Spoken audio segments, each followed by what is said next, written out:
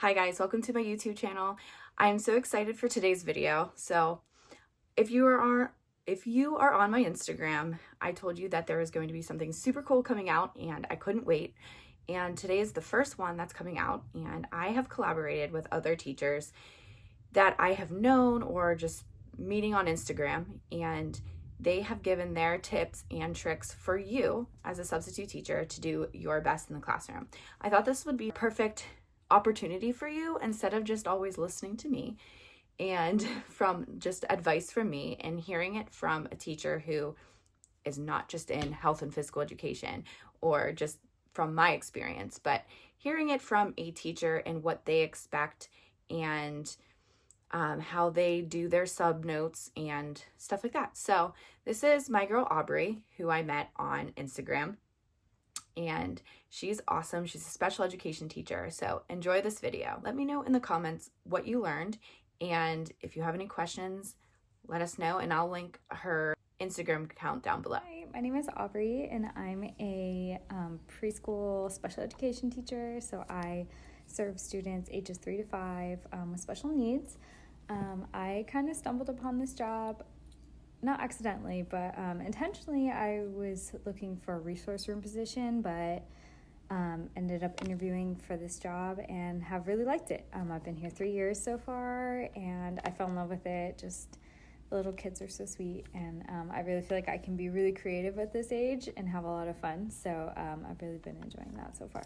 Okay, so I'm planning for a sub. I have my go-to substitute binder that has kind of everything I need in it, so that I can either just take it out the night before if I know I'm going to be gone and sit at my desk, or in the mornings, my paras know if I'm out sick, they can just grab this out of the cabinet and have it sitting on my desk for when the sub gets here, because I have everything I need in here for sub, even if I wasn't pre-planned. I have our class schedule notes, so I usually just have a PowerPoint that I give the sub info for how to get into, and then that PowerPoint kind of walks them through our schedule for the day. And I also have a big visual schedule up on my whiteboard that we just typically follow. I also have important school staff info, so my principal's information, how to call the office, what teachers maybe to talk to in my hallway if there's a problem or they need help. And then in the back, I have listed with tabs every day of the week, and behind those tabs are sub-plans for every day of the week. It has everything in there that a sub would need to know about each day, kind of like what happens, what specialists we're going to, what times we do recess, all those things are all in there ready to go, and have all the activities that they need prepped and ready, always in my drawers. And then my paras also know what to do if I'm out. Like, expectations for a sub are kind of the same expectations I have for myself and for any teacher who comes into my room.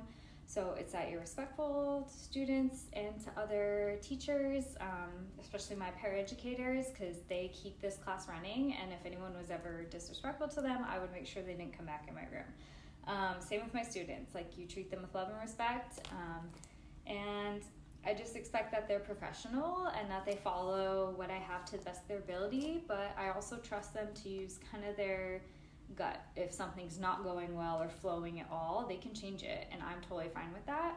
But I just want them to come in and know how to teach in a respectful way, to where I don't have to stress about my students' safety or their happiness while I'm gone.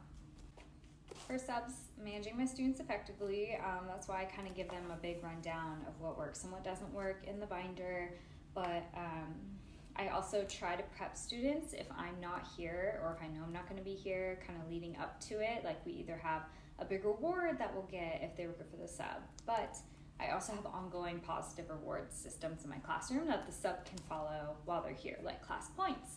Or I have a 0 to 5 M&M system.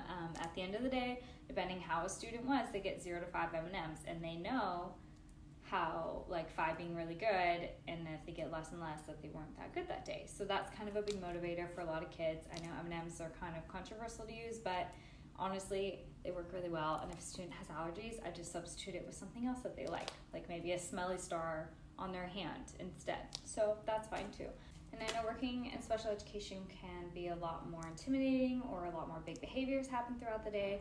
So I honestly just trust the sub to follow their gut, but also I trust my paras with my life they know how to handle situations. So if I'm gone, they know they can step in if behavior is getting escalated, and they know the students, so they know how to kind of take over if a sub is uncomfortable, or if a sub's doing something that is probably going to trigger behavior. I know my paras will step in, either gently let them know, like, hey, you're about to get something thrown at you or something in advance. But and I try to write down like all students' important information like that in the binder, so they can review it about each student before they come in the mornings. Tips for following the lesson plans are just go through this in the morning when you get here, and go through it a couple times until you're kind of comfortable with the information.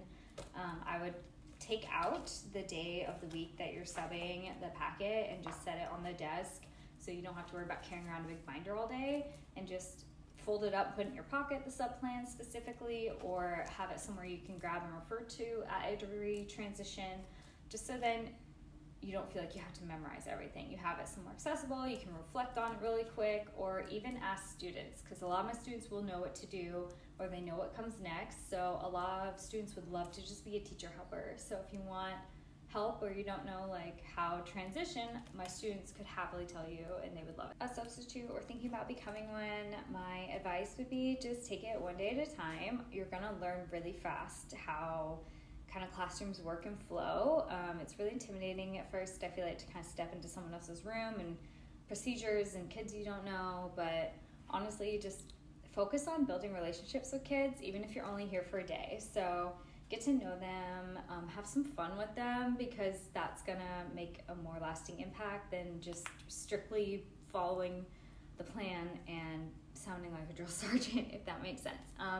But just have fun and enjoy being with all these new children and gaining all these new ideas. My favorite part when I was a sub in college was just learning about all the different ways teachers had procedures in the room, or they had different visuals up. I loved soaking in all the information because I knew it was going to help me become a better teacher someday. And if there's anything new you want to try, like, it's always fun to kind of bring something new to try into a classroom. So maybe a new class management idea, or transition idea, or reward system, you can bring those in with you and try them out, and just see if they work. It's a really fun trial and error time. Like, stick to the teacher's lessons, obviously, but you can always throw in kind of your own spark to it to make you more memorable, and it could also make the kids more motivated because you're different than all the others, or you're bonding with them more because you're adding new fun things, or something that's just tailored to you, to the lesson, which they love that. And honestly, even if you're a little nervous, just know teachers appreciate the heck out of substitutes, because they can be really hard to find. But we love you and appreciate you so much, because you help us be better and okay to take a day off sometimes. So my sub binder is very organized, very put together, and easy to follow, which is what I was going for, so that subs aren't confused when they come in and see this. So right away on the front page, I have a little spot for a gift card. I usually just put a $5 Starbucks gift card in there. I know that's not required, but I'm not gone often. So when I am, I really want the sub to know I really appreciate them being here, because it's usually like a big reason I'm gone. Then I have my classroom important information, like how many students there are, location of the first aid kit, what to do if someone's hurt, health concerns. So I list the student's name on this page with any allergies. Typical procedures like attention getters, how we do routines, transitions. And then these are emergency procedures, so I have everything listed from a fire drill, lockdown, earthquake, and then indoor recess.